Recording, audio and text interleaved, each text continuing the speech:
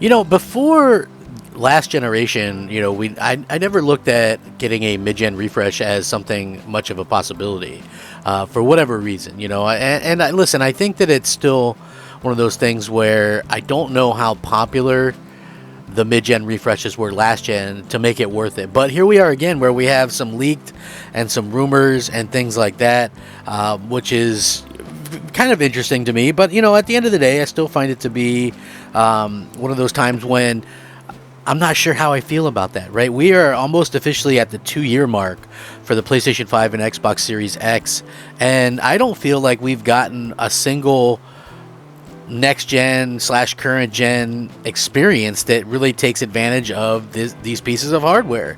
I mean, I honestly don't, and I know some people are probably going to feel differently about that than I do, but yeah, it is a little bit kind of frustrating to hear talk about this. And again, for some reason, this particular rumor states that they wouldn't come out till maybe 2025, which that would be the 5-year mark. And to me, that kind of signals a next gen anyway. I know typically it's 5 to 6 years, and the Xbox 360 PS3 era was even longer than that. But I gotta be honest, the 360 era was my favorite era.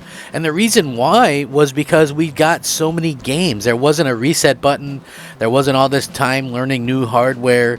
We got the franchises we loved. We got them a lot. I can't sit there and go, oh, well, that sucked. I mean, think about it. We got 2 GTA games. We didn't even get 1 GTA game last gen. Not one.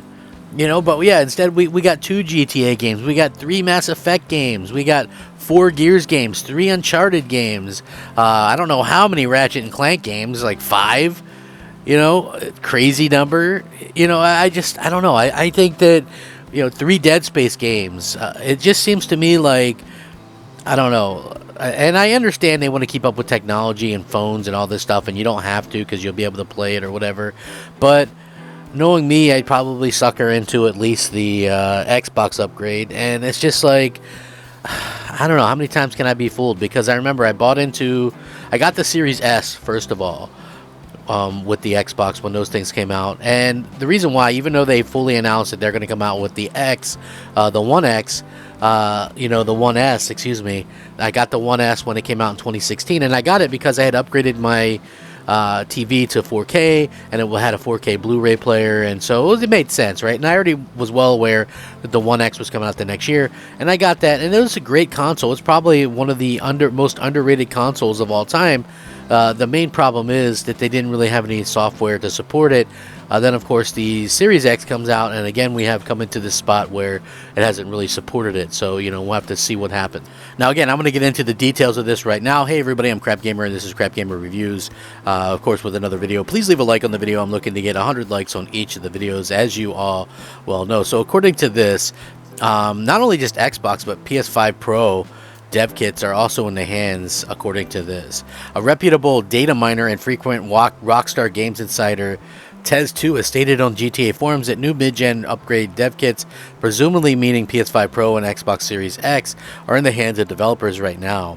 In response to another forum user, he said most AAA studios should have received the dev kits of mid-life updates or should receive them by the start of the new year. Later doubled down on the claim, saying for sure when asked if he knew the details for sure or if it was a prediction. Now, Inside Gaming Sources, which is the site that I'm going to link here, have said that these claims are not of the PlayStation 5 console scheduled to release in 2023. It's understood that that new console, exclusively reported by Insider Gaming, will have almost the same hardware components as the original PlayStation 5. However, due to the sensitivity of the information, resources were unable to give exact specifications or what it could mean or being upgraded for that console. Now, Sony is planning to produce 30.5 million consoles in the fiscal year of 2023, with 18.5 million being the new PlayStation 5 with the detachable disc drive.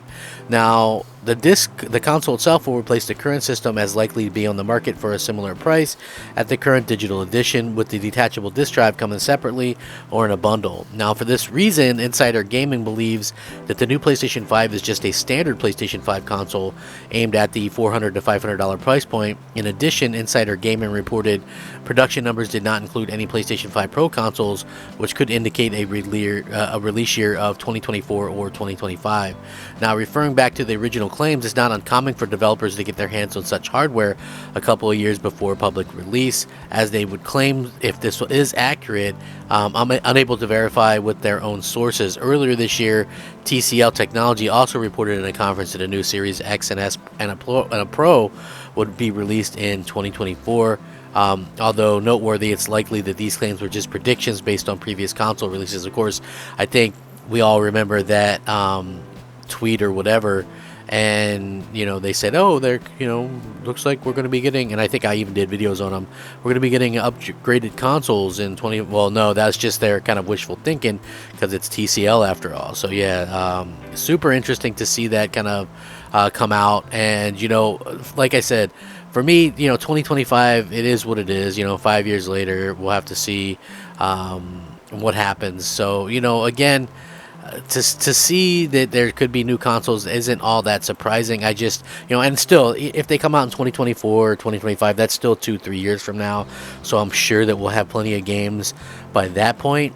But the main problem that I'm seeing with this is that, I don't know, it kind of takes, it takes a bit of the, I don't know, because you're always like looking to the next thing or whatever. So I don't know, like I'm perfectly content with what we have for right now, but maybe I'll change my mind in a couple years, and maybe you will too. So I'm not really sure how that'll work out, but at the end of the day, we do see a lot of this kind of thing happen, and it looks like, I mean, listen, they want to keep up with the time and the technology.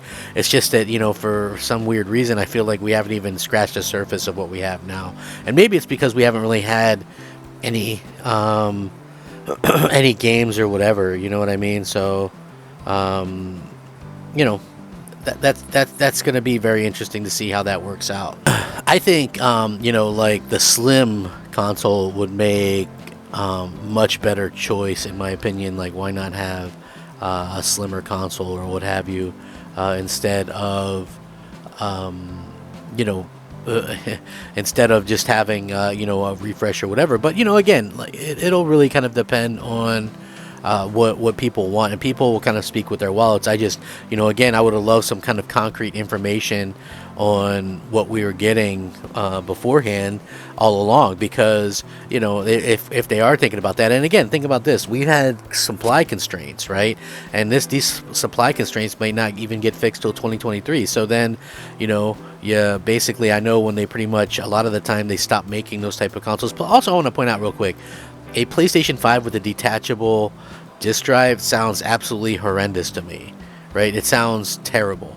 I know that maybe it's going to be different where, it's not as bad as what I'm thinking, but it sort of reminds me of the Xbox 360 and the HD DVD drive, right? This big bulky drive that plugs, I don't know, it does not seem like a smart move to me. So I hope that is not true, because that would be really to replace the current one, which I think the PS5 console itself actually looks sleek. I like it. It's an interesting look.